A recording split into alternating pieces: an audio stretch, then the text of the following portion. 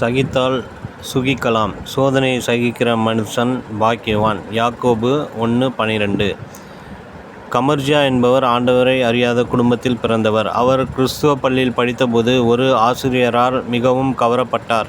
ஆசிரியரின் அன்பு, மாணவர்களை வழிநடத்தும் விதம், கருணையோடு மாணவர்களுக்கு பாடங்களை கற்றுக் கொடுக்கும் விதம் போன்ற அவர்களின் நற்குணங்களெல்லாம் கமர்ஷியாவுக்கு மிகவும் பிடித்தது.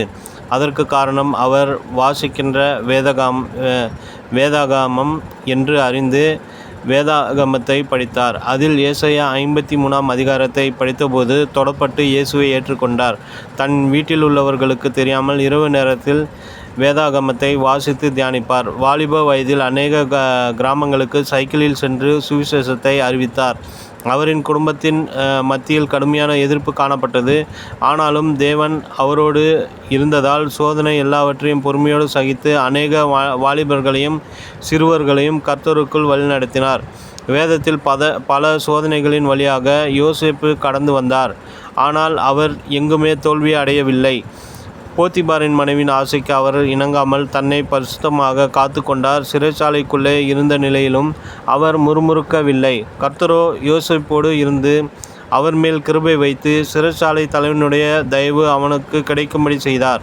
சோதனைகள் எல்லாவற்றையும் சகித்து வாழ்ந்தார். யோசேப்பு தேவன் அவனோடு இருந்ததால் சோதனை முடிந்தபோது எகிப்து தேசமே அவரை பார்த்து வியந்தது. உயரிய பதவியில் அமர்த்தப்பட்டார் யோசேப்பு. அதேபோல நாமும் சோதனை சகித்தால் நிச்சயம் ஒரு நாள் சுகித்திருக்கலாம். பிரியமான சகோதர சகோதரிகளே, உங்கள் வாழ்விலும் பலவிதமான சோதனைகள் வரலாம். உங்கள் குடும்ப வாழ்வில், ஊழியத்தின் பாதையில், வேலை செய்கிற இடத்தில், நீங்கள் கல்வி கற்கின்ற இடத்தில் எவ்வளவு சோதனைகள் வந்தாலும் அதை மேற்கொள்ள தேவன் உங்களுக்கு கிருபை செய்வார். சோதனையை சகிப்போம், வாழ்வில் சுகிப்போம். ஜெப குறிப்புகள். பிரேசில் நாட்டில் திருச்சபைகள் எழுப்புதல் உண்டாக. தமிழ்நாட்டில் உள்ள மீனவர்களின் பாதுகாப்பிற்காக. தஞ்சாவூர் பணித்தளம் அஜய் என்ற சகோதரர் பிசாசின் பிடியில் இருந்து விடுதலை பெற. வேதாகமங்கள் வாங்கி கொடுப்போர் எழும்ப.